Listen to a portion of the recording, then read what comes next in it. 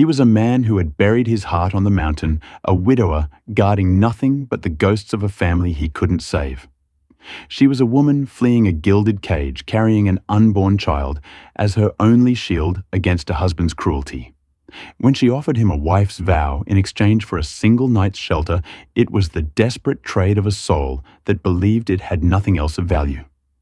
She couldn't have known she was making her offer to a man whose greatest wound was the family he'd lost, and whose only chance at salvation was the family he was now being asked to protect. With danger closing in and secrets buried deep, she carries more than just a child. She's running from a past that could destroy them both.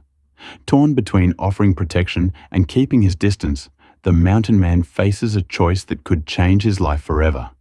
When the storm clears, who will be left standing, her savior, or the one who never thought he could love again? The clock is ticking. Every story brings us a little closer together. Before we dive in, drop a comment with where you're tuning in from. It's a joy to see how far this family of listeners reaches. The bitter mountain wind rattled the cabin's shutters as Matt Collins stirred the pot of beans hanging over his modest fire. The spoons scraped against the iron pot's bottom, the sound mixing with the crackling of burning pine logs. His weathered hands, marked by years of frontier life, moved mechanically through the familiar evening routine. The dried venison lay on a tin plate beside him, tough and stringy, but sustaining. It wasn't much, but it had kept him alive through many harsh winters in these remote Rocky Mountains. The isolation suited him just fine, or so he told himself on nights like these, when the loneliness crept in with the darkness. A sudden pounding at his door cut through the howling wind. Matt's hand instinctively moved to the rifle propped against his chair. Nobody ventured this high into the mountains during winter unless they were desperate or dangerous. The knocking came again, weaker this time. Matt rose slowly, his boots heavy on the wooden floor. The firelight cast his shadow long against the wall as he approached the door rifle ready. "Who's there?" he called out, his voice rough from disuse. A woman's voice answered, trembling and faint. "Please help me." Matt hesitated, then unbolted the door. The wind whipped snow into his face as he pulled it open. There, barely standing in the growing darkness, was a woman. Her clothes, though once fine, were torn and frozen. Her face was pale as the snow itself, except for her cheeks, which were red from the bitter cold. She swayed on her feet, and Matt noticed her swollen belly beneath her coat. She was with child, and from the size of her, not far from her time. "Please," she whispered again, her teeth chattering. "I have nowhere else to go." Matt stood aside, his conscience winning over his caution. "Come in, ma'am, before you freeze solid." She stumbled through the doorway, and he caught her arm to steady her. He guided her to his chair by the fire, where she sank down gratefully, holding her trembling hands toward the flames. "I'm Rebecca," she managed between chattering teeth. "Rebecca Dawson." Matt draped his spare blanket around her shoulders. "Matt Collins. What brings you up here in such weather?" "Mrs. Dawson." Her eyes darted to the door, fear flickering across her face. "My husband. I had to leave. He... She touched her cheek, where Matt now noticed the fading yellow of an old bruise. Understanding dawned, and with it a familiar weight settled in his chest.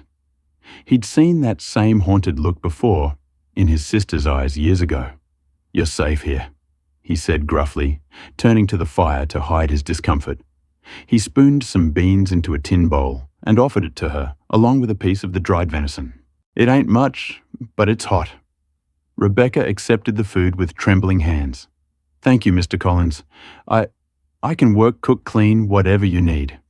I'll be your wife if you let me sleep here." The words tumbled out desperately. Matt nearly dropped the pot he was holding. He stared at her, seeing not just fear in her eyes, but a deep shame that twisted something inside him. This woman thought she had to trade herself just to survive. "That won't be necessary, ma'am," he said firmly but gently. "You can stay tonight. We'll figure out the rest tomorrow." Relief flooded her face, followed quickly by exhaustion. She ate slowly, her movements growing more sluggish with each bite. Matt busied himself making up a bed for her near the fire, using his own blankets to ensure she'd be warm enough. "The storm's likely to keep us snowed in for a few days," he said, keeping his voice matter-of-fact. "You'll be safe here until it passes. No one comes up this way in winter." Rebecca nodded, her eyes growing heavy. "Thank you, Mr. Collins. I don't know what I would have done if you hadn't opened your door." Matt helped her to the makeshift bed, then retreated to the far side of the cabin. He'd sleep in his chair tonight.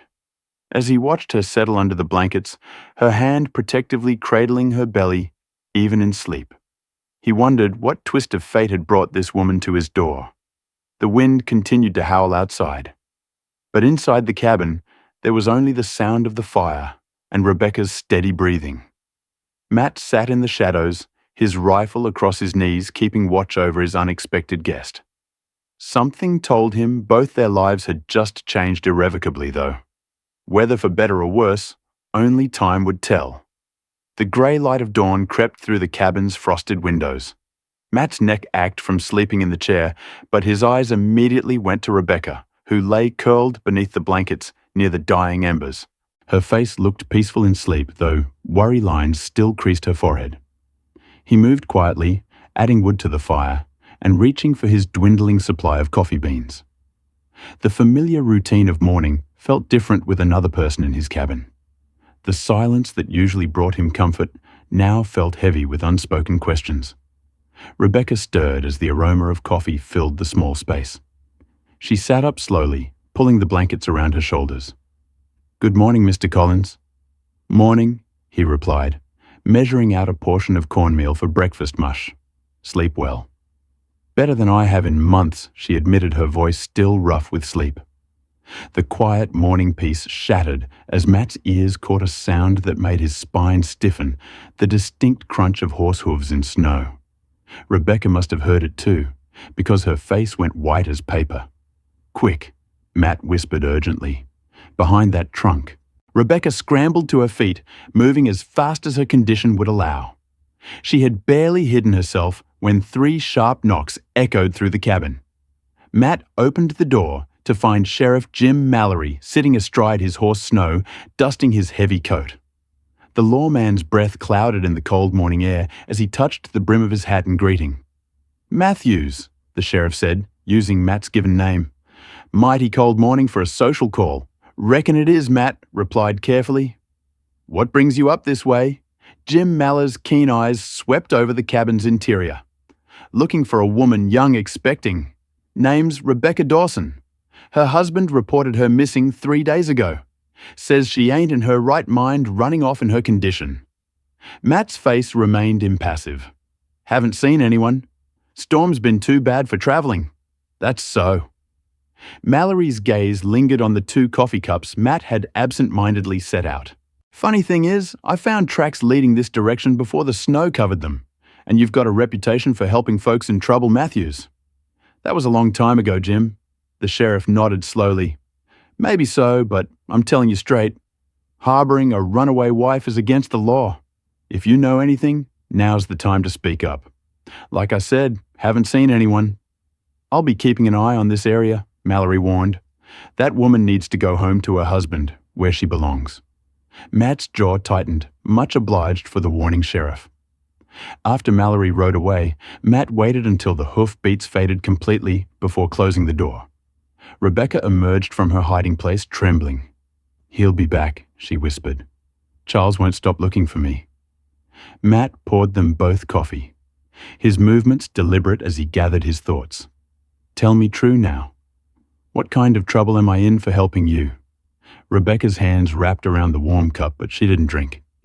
Charles Dawson is a powerful man in Denver. He's careful to never leave marks where people can see them." Her voice caught. "But the baby, when I told him I was with child, something changed. He became worse. Last week he pushed me down the stairs." Matt's cup clattered against the table. "The stairs?" She nodded, tears spilling down her cheeks. "I knew then. I had to leave, not just for me anymore, but for my baby. I took what money I could and ran." Her hand rested protectively on her belly. "I know I have no right to ask for your help, but please, I can't go back." Matt stood and walked to the window, watching snow fall in the morning light. The situation was more dangerous than he'd first realized. A wealthy man with connections, a sheriff already on the hunt. His quiet life in the mountains had just become considerably more complicated. But as he turned back to Rebecca, seeing her there with her hand on her unborn child, something shifted in his heart. He remembered his own wife Sarah and their baby, both lost in childbirth years ago. He'd retreated to these mountains afterward, running from his grief. Maybe this was his chance to make things right in some small way. "You'll need proper food," he said gruffly, moving to his storage chest. "Can't have you eating just beans and dried meat in your condition." Relief flooded Rebecca's face as she realized he wasn't going to turn her away. Throughout the day, Matt brought out his carefully stored provisions, dried fruits, jerky, the last of his summer vegetables. He showed her where he kept extra blankets and taught her how to bank the fire to last through the night. As evening approached, Rebecca's color had improved, and some of the fear had left her eyes.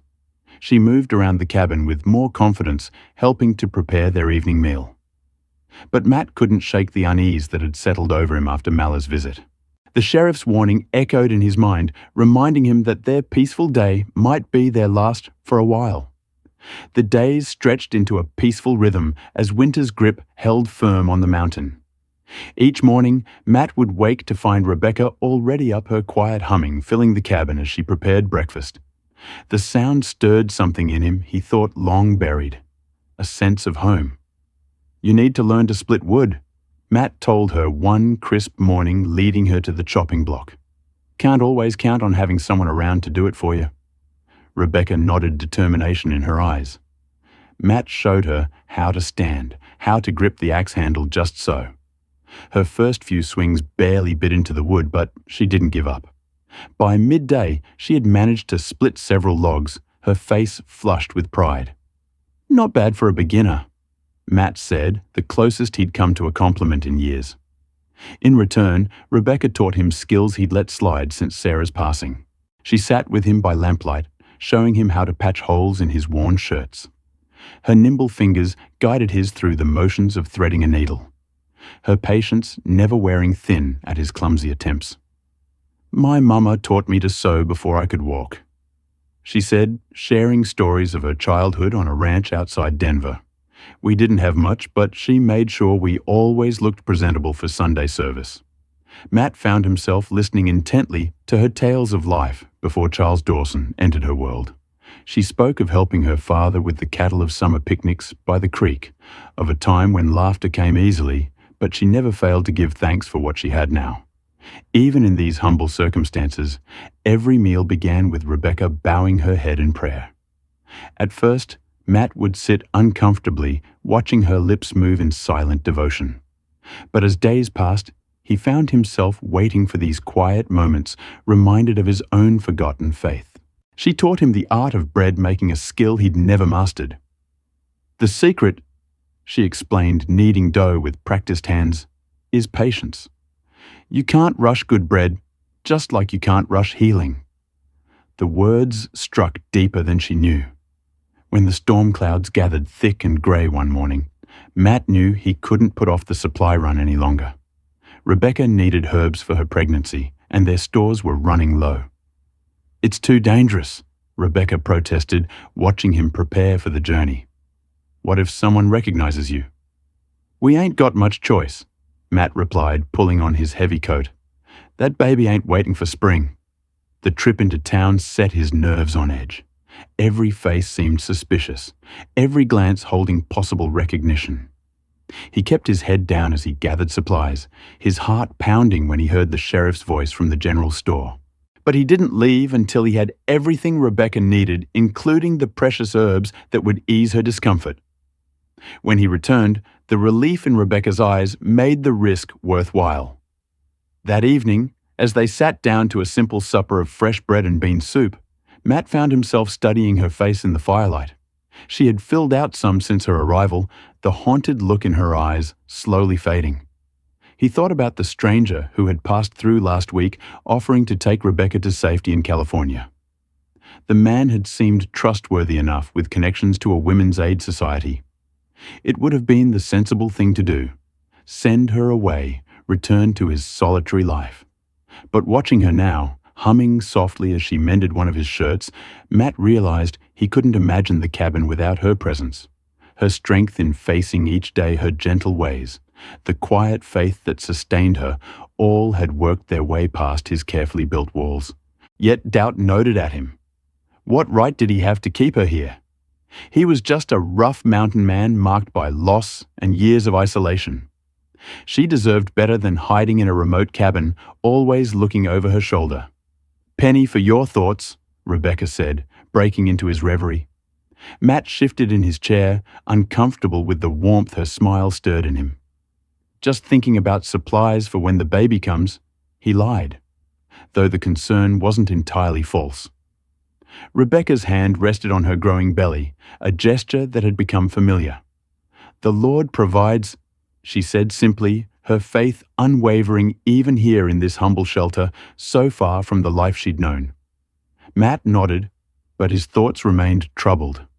He was drawn to her in ways he couldn't explain, or perhaps didn't want to admit.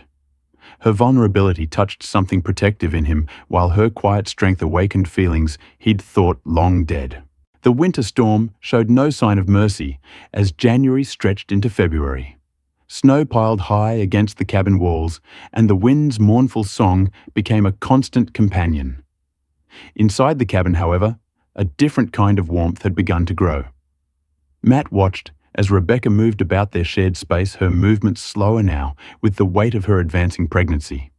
She hummed softly while stirring the soup pot, a habit that had once irritated him but now brought an unexpected comfort to his days. That evening, after a particularly fierce storm had rattled the cabin's walls throughout the day, they sat before the crackling fire. The flames cast dancing shadows across the rough, hew-kneed walls, and the howling wind outside made their shelter seem all the more precious. Rebecca wrapped her shawl tighter around her shoulders, her hands absently stroking her swollen belly. The firelight caught the silver threads in Matt's hair as he added another log to the flames, his movements deliberate and careful. "Storm's worse than usual," he said, settling back into his chair. His voice was rough from disuse, but there was a gentleness in it that hadn't been there weeks ago. Rebecca nodded, her eyes fixed on the dancing flames. "The Lord watches over us, even in the fiercest weather." Matt was quiet for a long moment, his weathered hands clasped together. When he finally spoke, his words came slowly, as if drawn from some deep well within him. "You know, before you came, I spent years up here alone. Thought that's what I wanted, just me in the mountains." He paused, running a calloused hand through his graying hair. But the silence, it gets heavy after a while, weighs on a man's soul. Rebecca turned to look at him, her eyes soft with understanding. The fire popped and crackled in the stillness between them. "I've grown fond of having you here," Matt continued, his voice barely above a whisper. "And your faith. It reminds me of something I lost long ago, something I thought I'd never find again." His confession hung in the air between them, as delicate as morning frost. Rebecca's hands trembled slightly as she adjusted her shawl. "I never thought I'd find peace again," she admitted, her voice thick with emotion. "After everything with Charles, I thought I'd spend the rest of my life looking over my shoulder, jumping at shadows." She drew a shaky breath. "But here in this cabin, I found something I never expected." Matt shifted in his chair, leaning forward. The firelight caught the moisture in his eyes. "Rebecca, I want you to know something." He cleared his throat, struggling to find the right words. "That baby you're carrying, and you don't have to face what's coming alone." Rebecca's hand moved to her belly, protective and tender. The child within gave a small kick, as if responding to Matt's words. "I promise you," Matt continued, his voice growing stronger with conviction. "I'll protect you both, no matter what comes, no matter the cost." He met her gaze steadily. "We'll see this through together." Tears spilled down Rebecca's cheeks, but she made no move to wipe them away. "You don't know what that means to me," she whispered. Matt rose from his chair and knelt beside her, his movements careful and deliberate. With gentle hands, he took her smaller ones in his own. "I may not be a man of many words, but I mean what I say. You and this child, you've brought something back to life in me. something I thought died years ago. Rebecca squeezed his hands, her touch warm and real. "The Lord works in mysterious ways," she said softly. "Sometimes he leads us through the wilderness to bring us home." Matt nodded, understanding flooding his heart. In that moment, as the fire crackled and the storm raged outside, he made a silent vow. This woman and her unborn child were now his to protect, to care for, to cherish. The solitude he had once embraced now seemed empty compared to the fullness of purpose that filled his heart. They sat together in comfortable silence, their hands still joined as the fire burned low and the storm gradually quieted.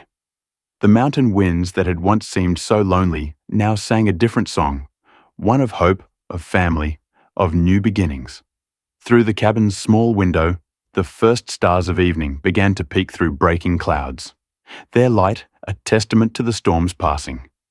Inside, Matt and Rebecca remained by the fire, their hearts full with the promise of tomorrow and the knowledge that they would face it together. The first signs of spring whispered through the mountain air. Icicles dripped steadily from the cabin's eaves, and patches of earth began to peek through the melting snow. Inside the cabin, Rebecca hummed softly as she kneaded bread dough, her movement slower now, with her advancing pregnancy. Matt stood by the window, watching a pair of chickades flit between the pine branches. The peaceful scene shattered as the sound of approaching hoofbeats broke through the morning quiet. His body tensed as he recognized the proud stallion and its rider. "Rebecca," he said quietly, "go to the back room." She looked up, flour dusting her hands, and her face went pale as she heard the horses approach. Without a word, she retreated to the bedroom, closing the door behind her. The thundering knock that followed made the cabin's walls shudder. Matt opened the door to find Charles Dawson, his expensive coat dusted with snow and his face twisted with rage. "Where is she?" Charles demanded, trying to push past Matt into the cabin. "I know she's here." Matt planted himself firmly in the doorway, his weathered frame blocking the entrance. "She doesn't want to see you, Dawson." Charles's face reened. "That's my wife in there, and she has no right to leave me or my ranch." "Step aside, mountain man." "No." Matt's voice was quiet, but firm as steel. "She ain't your property. You dare interfere." Charles took a threatening step forward, his hand moving to his gun belt. "Do you know who I am? I own half the valley below. One word from me, and you'll lose this miserable patch of mountain."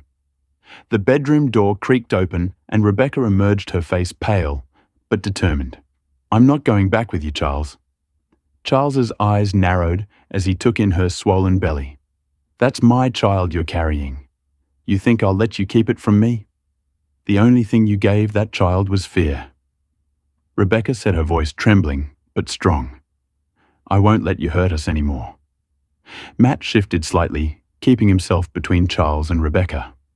The morning sun cast harsh shadows across Charles's face as his expression darkened with fury. "You ungrateful woman," Charles spat. "I gave you everything. A fine house, servants, all the comforts money could buy.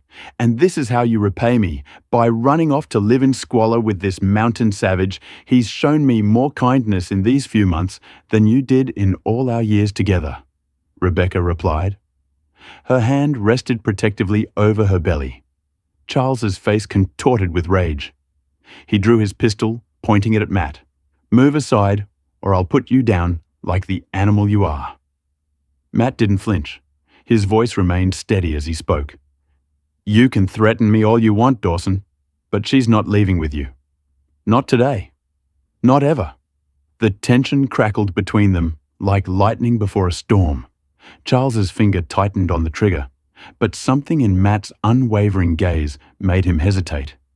Perhaps it was the quiet strength there, or the absolute certainty that Matt would die before letting him harm Rebecca. After what seemed like an eternity, Charles lowered his gun. His face was a mask of cold fury as he took a step back. "This isn't over," he snarled. "No woman leaves Charles Dawson, especially not for some worthless mountain dweller. I'll be back, and next time I won't come alone." He turned and stormed back to his horse, mounting with angry efficiency. The stallion reared as he yanked the reins, and then they were gone, thundering down the mountain path in a cloud of spring snow. Rebecca's legs gave out, and she sank into a chair, her whole body trembling. Matt closed the door and went to her, his rough hands gentle as he checked her for signs of distress. "Are you all right?" he asked softly. She nodded, tears streaming down her face.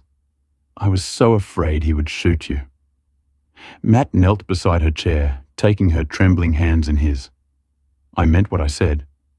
He won't take you back there, not while I'm breathing." "He'll come back," Rebecca whispered. "You heard him. He won't let this go. Then we'll be ready." Matt's voice was firm with conviction. "You're free of him now, Rebecca. Free to live your life, to raise your child in peace. I aim to make sure it stays that way." She looked at him through tear-filled eyes, seeing the strength and protection he offered. In that moment, despite the threat hanging over them, she felt safer than she ever had in Charles's fine house. The morning sun streamed through the cabin windows, warming the rough wooden floors. Outside, the cicadas had returned to their branches, their songs a reminder that life continued even in the face of storms. The days following Charles's violent visit brought an unexpected peace to the mountain cabin. The spring sunshine melted away winter's grip, revealing tender green shoots pushing through the dark earth. Inside, Matt and Rebecca fell into a gentle rhythm, their shared purpose giving structure to their days. Matt spent the mornings checking his trap lines and hunting, always staying within earshot of the cabin. The memory of Charles's threats kept him vigilant, but he worked to maintain a sense of normalcy for Rebecca's sake. Each time he returned, he found comfort in seeing smoke rising from the chimney and hearing Rebecca's soft humming through the open window. "I reckon we ought to set up proper space for the little one," Matt said one morning, setting down his rifle and removing his worn leather coat. He'd been thinking about it for days, watching Rebecca's belly grow fuller with each passing week. Rebecca looked up from her mending, her eyes bright. "That would be wonderful, Matt." But where got some lumber stored in the lean-to, he replied, already moving toward the door. "Figure we can partition off a corner of the main room. Make it cozy-like." They spent the afternoon clearing space near the warmest corner of the cabin. Matt worked steadily, measuring and cutting boards, while Rebecca sorted through her meager possessions, setting aside items for the baby. The sound of his saw and hammer filled the cabin with purpose. "I never thought I'd feel this way again," Rebecca said softly, folding a small blanket she'd been working on. "Safe, I mean." Matt paused in his work, watching as she ran her hands over the soft wool. "Was it good once with Charles?" Rebecca's hands stilled. "It was at first. He courted me proper, brought flowers to my papa's house every Sunday, promised me the world." She sighed, her eyes distant with memory. The change came slow like winter frost. First it was just sharp words when supper wasn't to his liking. Then came the drinking, and after that she trailed off, one hand protectively cradling her belly. Matt set down his hammer and moved to sit beside her on the rough-hewn bench. "You don't have to speak of it." "But I want to," she said, meeting his eyes. "You've shown me such kindness, Matt. You deserve to know why I came to your door that night." As the afternoon light filtered through the cabin's windows, Rebecca shared her story. She spoke of her early marriage, of hosting grand parties at the ranch, where Charles would show her off like a prized horse. Of the first time he struck her, and how he wept afterward, promising it would never happen again. Of how the promises grew hollow and the bruises deeper, until the night she discovered she was with child. "I knew then I had to leave," she said, her voice steady despite the tears in her eyes. "Not just for me, but for this little one. No child should grow up in fear." Matt listened, his heart aching for the woman beside him. When she finished, he stood and returned to his work, but his movements were gentler now, as if he could somehow make up for all the harshness she'd endured. Together, they transformed the corner into a nursery space. Matt crafted a small cradle from pine boards, his skilled hands working the wood until it was smooth as silk. Rebecca lined it with the blanket she'd made, adding soft moss for padding. "My mama always said, a baby needs 3 things, Rebecca said as they stood admiring their work.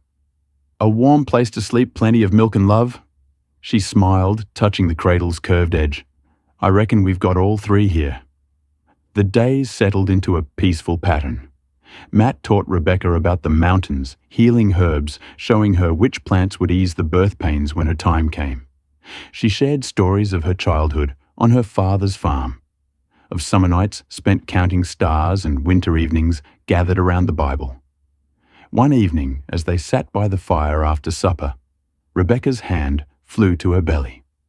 Oh, Matt was on his feet in an instant. What is it? Are you no? No. She laughed, the sound bright in the quiet cabin. The baby's kicking. Would you like to feel? Hesitantly, Matt knelt beside her chair. She took his weathered hand and placed it against her belly. After a moment, he felt it a strong, determined flutter against his palm. Strong little one, he said, his voice rough with emotion. Yes, Rebecca agreed softly.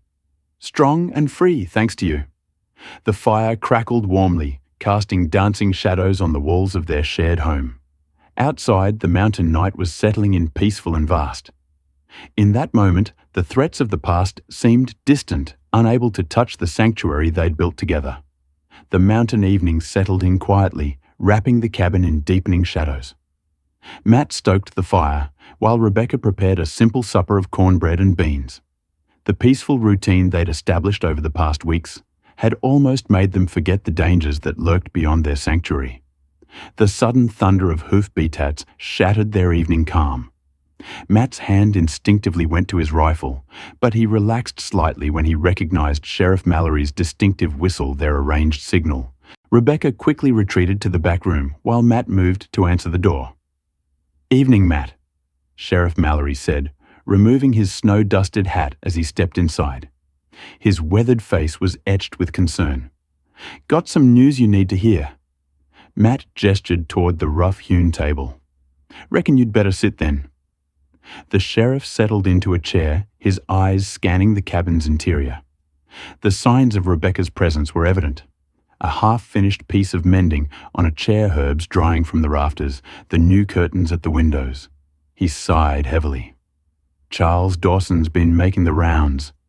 Mallory said, his voice low, talking to every rancher and trader between here and the valley, offering rewards for information about his wife's whereabouts. Matt's jaw tightened. That's so. He's got friends in high places, Matt. Influential friends. The sheriff leaned forward, his expression grave. And he's not just looking for information anymore. He's hiring men the kind that don't ask questions and aren't particular about following the law. From the back room, they heard a small gasp. Rebecca emerged, her face pale but determined. Sheriff Mallory, I won't go back to him. I can't. The sheriff's eyes softened as he looked at her. Ma'am, I understand your situation better than you might think. My own sister. He paused, collecting himself. But the law is clear on this. A wife is considered her husband's property. Matt here could face serious charges for harboring you. Then charge me, Matt said quietly, his voice firm. But I won't turn her out. Sheriff Mallory stood pacing the small cabin. I've known you a long time, Matt. You're a good man. That's why I'm here warning you instead of bringing a posy. He turned to face them both. But this situation can't last forever. Dawson's not the type to give up, and his patience is wearing thin. Rebecca moved to stand beside Matt, her hand finding his arm. We understand the risk you're taking by warning us, Sheriff. We're grateful. The sheriff nodded, reaching for his hat. Just be careful, both of you. There's talk of Dawson heading this way himself within the week. He paused at the door. I'll do what I can to slow him down, but my badge only carries so much weight against a man like that. After the sheriff departed, silence filled the cabin.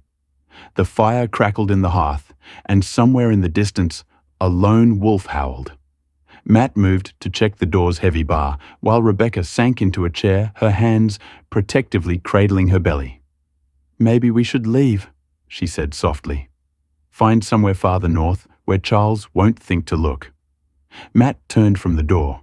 The passes are still dangerous this time of year, and in your condition. He shook his head. We'd never make it. But staying here puts you at risk. Rebecca's voice trembled. I never meant to bring such trouble to your door, Matt. He crossed the room and knelt beside her chair. Listen to me. The day you knocked on my door, something changed in this cabin. Before it was just a place to survive, now it's a home. He took her hand, his callous fingers gentle against her skin. I made you a promise, and I mean to keep it. Tears welled in Rebecca's eyes. But the sheriff's right. The law is not on our side. There's a higher law than man's, Matt said, surprising himself with the words. One that says we protect those who need protecting. One that says every soul has the right to live free from fear. Rebecca squeezed his hand. Then we stay. We stay, Matt confirmed. We'll face whatever comes together.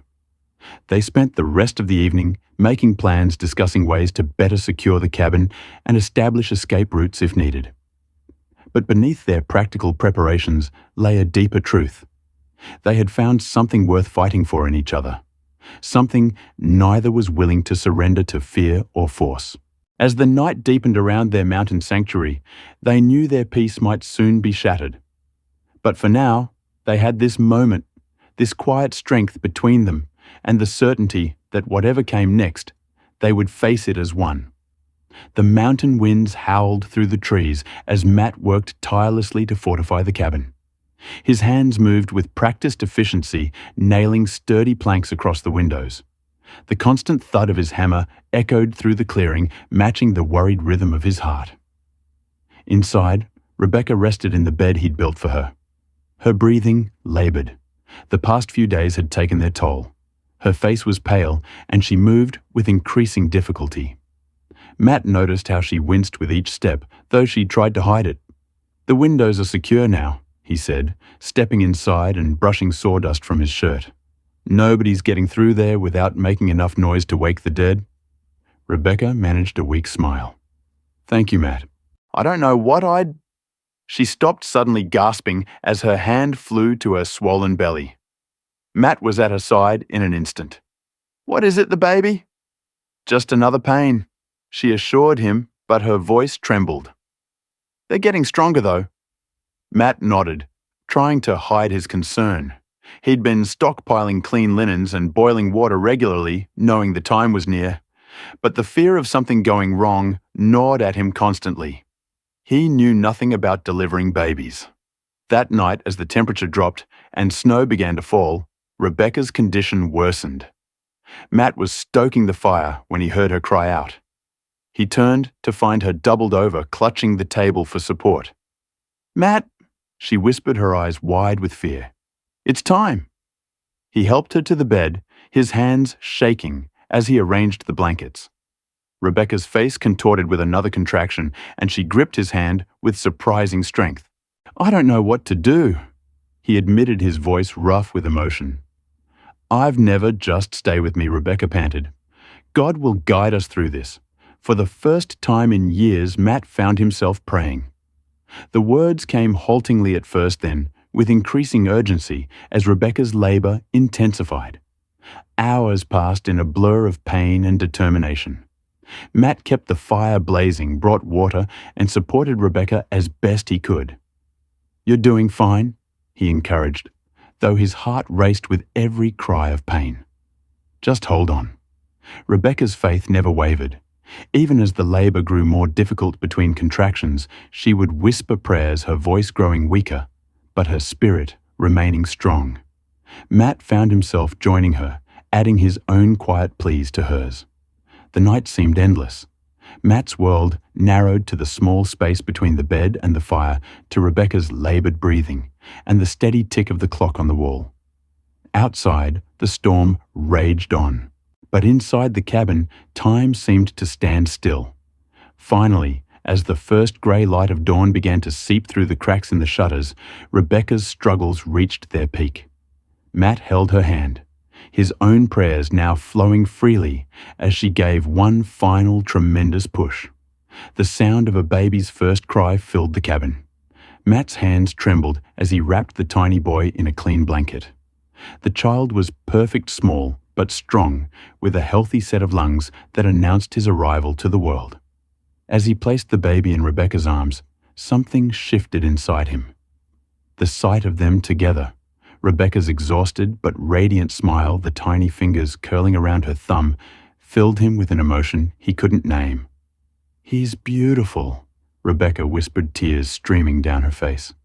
"Our little miracle." Matt sat on the edge of the bed, gently touching the baby's soft cheek. "That he is." His voice was thick with emotion. "You did it, Rebecca. You're the strongest person I've ever known." Rebecca looked up at him, her eyes shining. "We did it. I couldn't have made it through without you, Matt." As the sun rose over the mountains, casting golden light through the cracks in the shutters, Matt watched Rebecca nurse their son. The baby's tiny sounds and Rebecca's soft humming filled the cabin with a peace he hadn't felt in years. This was what he'd been missing all those lonely years in the mountains. Not just company, but purpose, love, and the chance to protect something precious. The threats outside still loomed. Charles Dawson, the law of the harsh wilderness itself. But in this moment, watching Rebecca and the baby, Matt knew with absolute certainty that he would face any challenge to keep them safe. This was his family now, and he would die before letting anyone harm them. Rebecca dozed off the baby secure in her arms, and Matt kept watch over them both. His heart felt full, to bursting with pride and joy. The tiny life they'd brought into the world represented everything he thought he'd lost: hope, faith, and the promise of tomorrow. The morning sun cast long shadows through the cabin windows as Matt tended to the fire. Rebecca slept peacefully with their newborn son nestled against her chest, their quiet breathing a gentle rhythm in the still mountain air. Matt smiled at the sight, his heart full of a joy he'd thought lost forever. The peaceful moment shattered as the unmistakable sound of multiple horses approached through the crisp morning air. Matt's body tensed. He knew those steady hoof-beats meant trouble. "Rebecca," he whispered, urgently touching her shoulder. "Wake up, we've got company." Her eyes flew open, instantly alert. She clutched the baby closer, fear etching across her face as the sounds grew louder. "Get in the back room," Matt ordered, reaching for his rifle. "Stay quiet." Through the window, he counted 4 riders approaching. Charles Dawson at the lead, a rifle gleaming across his saddle. 3 rough-looking men following behind him. Matt's jaw clenched as he positioned himself by the door rifle ready. "Rebecca." Dawson's voice boomed across the clearing. "Come out now. This ends today." Matt's finger settled near the trigger. "You need to leave Dawson," he called back. "She ain't yours anymore." "She's my wife." Dawson's voice cracked with rage. "And that's my child. Bring them out or I'll burn this cabin to the ground." One of Dawson's men dismounted carrying a torch. The morning air filled with the acrid smell of oil as they began splashing it against the cabin walls. Matt's heart hammered in his chest. He could hear Rebecca's muffled sobs from the back room, the baby starting to fuss. "You try it and it'll be the last thing you do," he warned, his voice steady despite his fear. "Last chance, mountain man," Dawson snarled. "Send them out or we light it up." The tension crackled like lightning before a storm. Matt knew he couldn't let them win, couldn't let Rebecca return to that life of fear and pain. His finger tightened on the trigger. Suddenly, new hoofbeats thundered into the clearing. "Hold it right there." Sheriff Mallory's commanding voice rang out. "Everyone drop your weapons." Matt risked a glance through the window. The sheriff sat tall in his saddle, his deputy beside him, both with rifles trained on Dawson and his men. "This ain't your business, Sheriff," Dawson growled, but his confidence wavered. "Oh, but it is," Mallory replied coldly. "Threatening to burn down a man's home, hiring gunmen to intimidate a woman and her newborn child. That's very much my business." The sheriff's deputy moved his horse closer to Dawson's men, his rifle unwavering. "Throw down your weapons now." One by one, the hired men dropped their guns, their faces showing relief at having an excuse to back down. But Dawson remained defiant, his rifle still clutched in white-knuckled hands. "She's my wife," he insisted, his voice breaking. "She has no right. She has every right." Mallory cut him off. And now you're under arrest for attempted arson threatening bodily harm and hiring men to commit violence." The sheriff's voice hardened. "Drop the rifle, Charles. Don't make this worse than it already is." For a moment, the whole world seemed to hold its breath. Then, with a cry of rage and defeat, Dawson threw down his weapon. The deputy quickly moved in binding Dawson's hands, while Mallory kept his rifle trained on the hired men.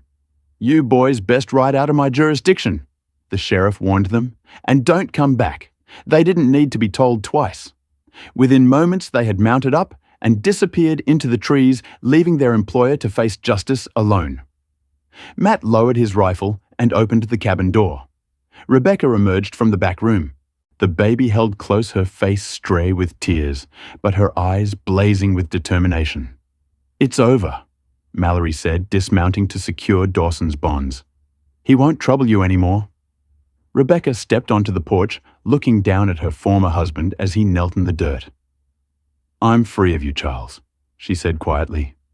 "Let me go." Dawson's shoulders slumped in defeat as the deputy led him to his horse. The fight had gone out of him, leaving only a hollow shell of the man who had terrorized Rebecca for so long.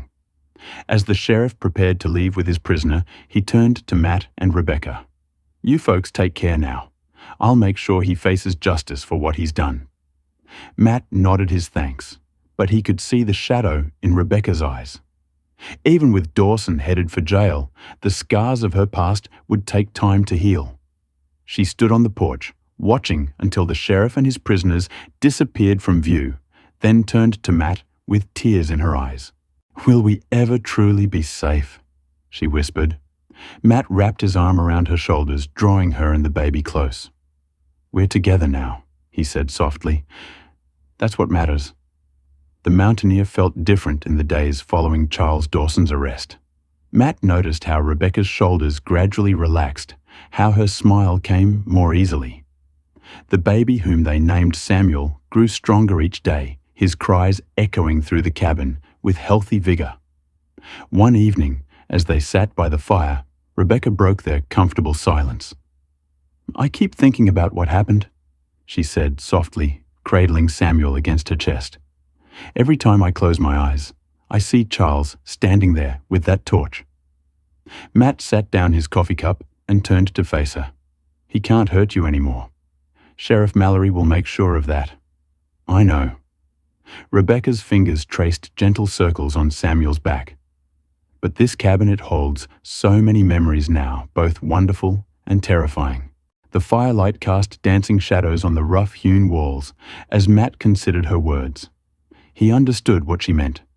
Every creak of the floorboards, every whistle of wind through the eaves carried echoes of that confrontation.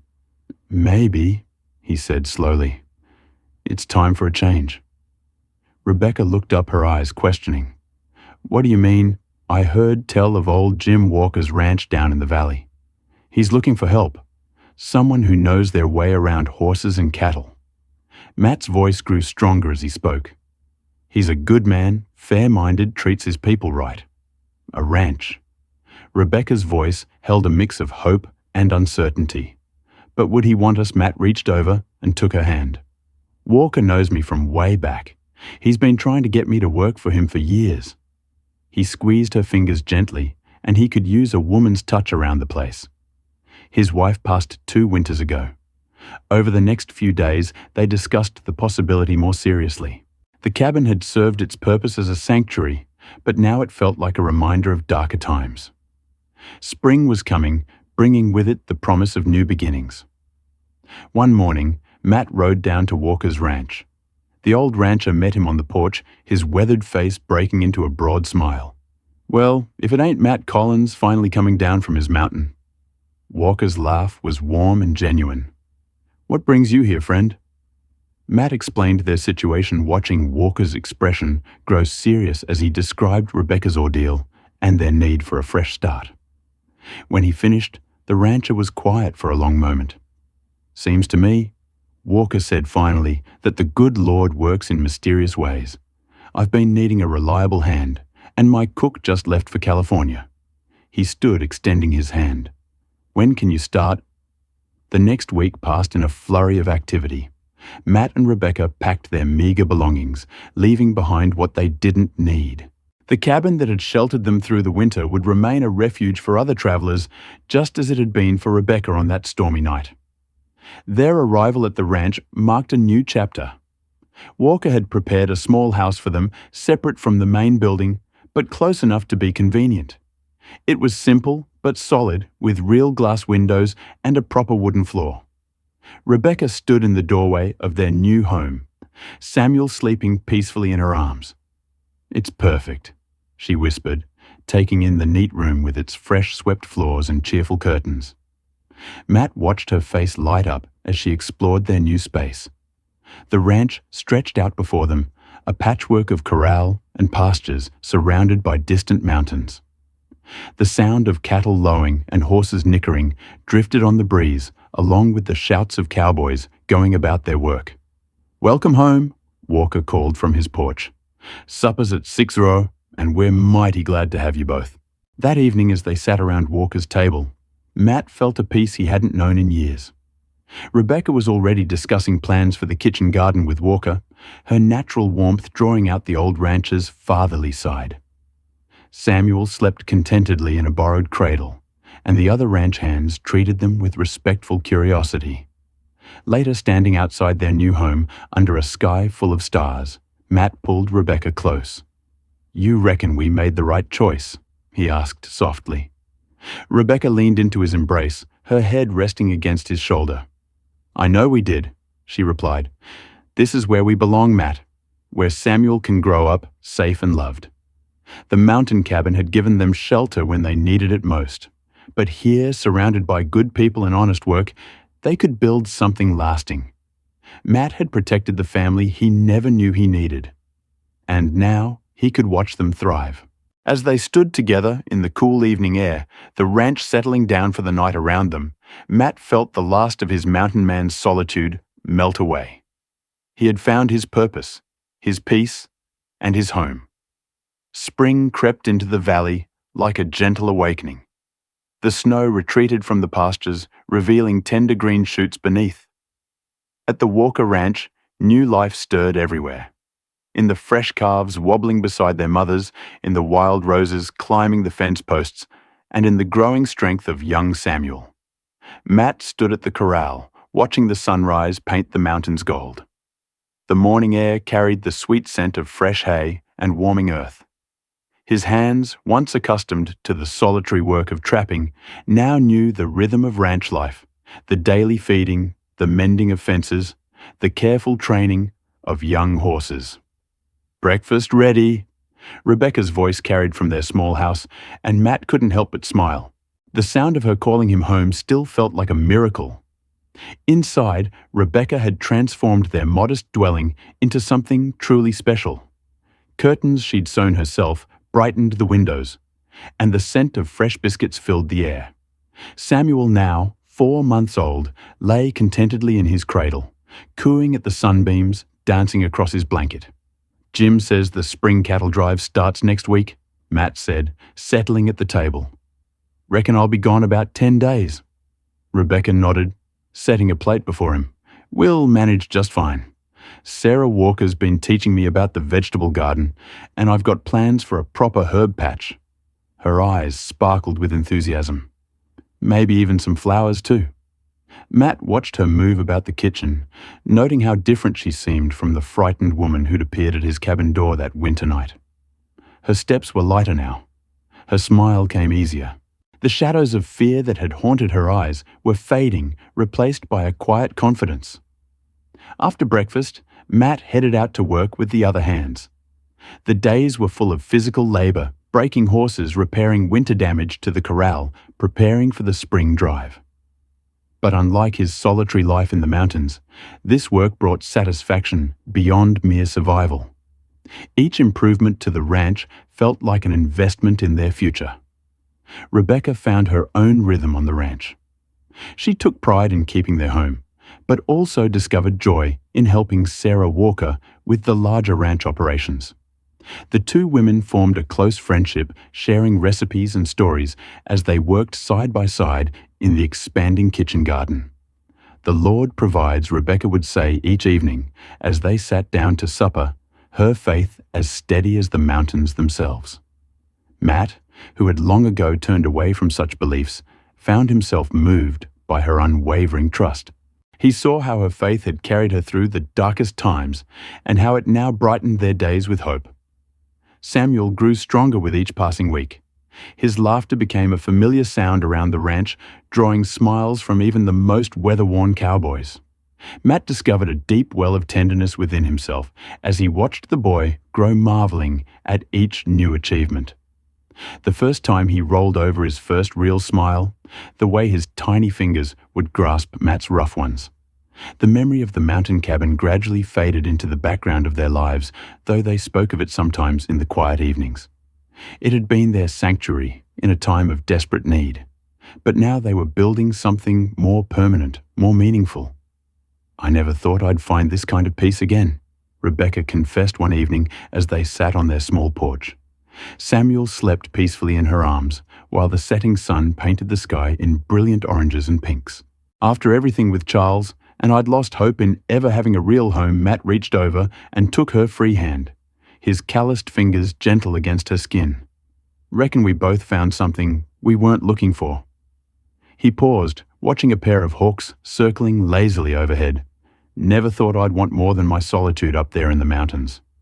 Now, I can't imagine going back to that life." The ranch hands had accepted them without question. Respecting Matt's quiet competence and Rebecca's kind nature, they became part of the ranch's extended family, sharing in the triumphs and challenges that came with each season. Jim Walker treated them like his own kin, often stopping by their house to bounce Samuel on his knee or share news from town. As spring deepened into early summer, their sense of belonging grew stronger. The ranch was more than just a place to work. It had become their home, filled with the simple joys of daily life and the deeper satisfaction of building a future together. Rebecca's faith continued to light their way, and Matt found himself grateful for the strange twist of fate that had brought them together that stormy winter night.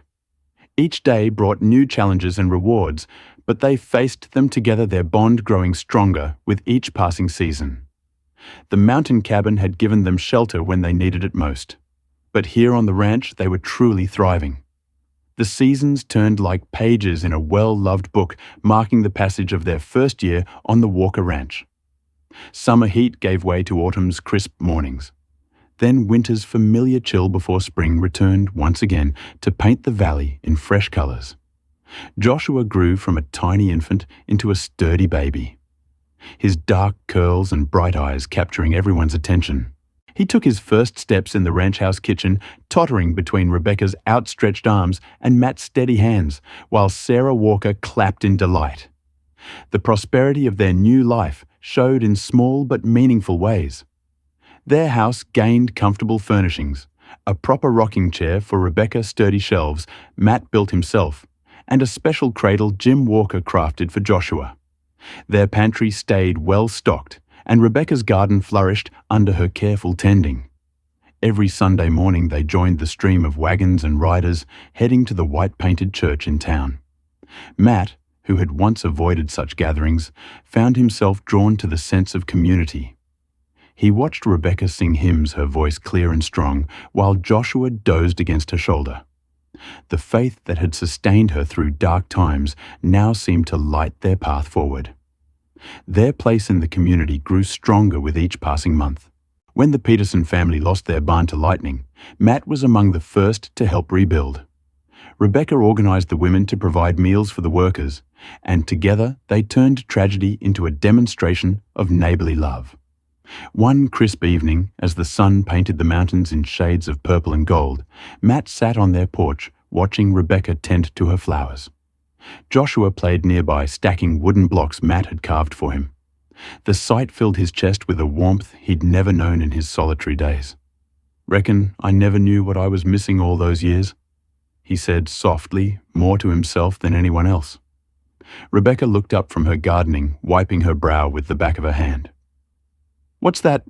This Matt gestured to their home, their son, their life together. "All those years in the mountains, I thought being alone was keeping me safe. Now I know it was just keeping me from living." Rebecca stood and crossed to the porch, settling beside him. She took his weathered hand and hers, understanding in her eyes. "The Lord has blessed us richly," she said softly. Matt nodded, watching Joshua toddle toward them with determined steps. "That he has," he agreed, surprising himself with the words. The faith that had once seemed foreign to him now felt as natural as breathing. "That he surely has." The sound of their son's laughter filled the evening air, mingling with the distant lowing of cattle and the gentle whisper of wind through the cottonwoods. Matt Collins, once a solitary mountain man, now sat surrounded by the family he'd never dared to dream of his heart, full of gratitude for the strange and wonderful path that had led him here. The afternoon sun cast long shadows across the ranch house porch when Jim Walker rode up with the mail. Among the usual correspondence was a cream-colored envelope addressed to Rebecca in elegant handwriting. Her hands trembled as she recognized her mother's distinctive script. Matt watched from where he worked, mending a saddle, noting how Rebecca's face pallid unfolded the letter. Joshua played at her feet with wooden blocks, oblivious to his mother's distress. "They want me to come home," Rebecca whispered, her voice catching. "Mama says they've missed me something terrible. They ... She paused, swallowing hard. "They say they understand why I left Charles, that they should have protected me better." Matt set aside his work, moving to sit beside her on the porch steps. The letter shook in Rebecca's hands as she continued reading. "They want to make things right," she said, tears gathering in her eyes. "Papa's even offering to send money for the journey back to Missouri." Matt's heart clenched tight in his chest. He'd known this day might come when Rebecca's past would reach out to reclaim her. Still, the reality of it struck him like a physical blow. "What do you reckon to do?" he asked, carefully working to keep his voice steady. Rebecca looked down at Joshua, who had crawled over to pat her knee with a chubby hand. "I don't rightly know," she admitted. "Part of me yearns to see them again, to let them meet their grandson." She turned to Matt, her eyes searching his face. "But I'm afraid." Afraid of what Matt prompted gently, though he feared her answer. "Afraid they'll try to convince me to stay. Afraid of stirring up old hurts." She reached for his hand. "Afraid of losing what we've built here." Matt squeezed her fingers, fighting back his own fears. "You won't lose me," he said firmly. "Whatever you decide, we'll face it together." Rebecca leaned against his shoulder, the letter crushed between them. "I don't want to go back to that life," she said softly. "But I do want peace with my family." "Is that foolish of me?" "No," Matt replied, wrapping an arm around her. "It ain't foolish at all." He took a deep breath, knowing what needed to be said. "What if we went together, all three of us? Not to stay, mind you, but to visit. To let them see the life you've chosen." Rebecca lifted her head, hope dawning in her eyes. "You'd do that? Leave the ranch for such a journey for you?" Matt smiled, though his heart ached at the thought of traveling so far from their mountain home. "I'd do anything." Besides, it's time Joshua met his other grandparents proper-eke. Rebecca threw her arms around his neck, the letter fluttering to the porch boards. "Thank you," she whispered against his shoulder. "Thank you for understanding." Matt held her close, watching Joshua toddle after the fallen letter. He knew this journey wouldn't be easy, but facing it together would make them stronger. Rebecca deserved the chance to make peace with her past without sacrificing her future. The Missouri summer sun beat down on the dusty road as Matt guided their wagon toward the sprawling Dawson family ranch. Rebecca sat beside him, clutching Joshua to her chest, her face a mix of hope and worry. The little boy, now nearly walking, reached out with curious hands toward the unfamiliar surroundings. "There it is," Rebecca whispered, pointing to a white-painted farmhouse nestled among towering oaks. "Just like I remember." Matt squeezed her hand, feeling her tremble. "We can turn back if you're not ready." "No," she said firmly. "It's time." As they approached, the front door swung open. Rebecca's mother emerged, her hand flying to her mouth at the sight of them. Behind her, Rebecca's father stood tall and stern, but his eyes softened when they fell on his daughter and grandson. "Rebecca," her mother called out, voice breaking. "Oh, my sweet girl." Before Matt could help her down, Rebecca was already moving.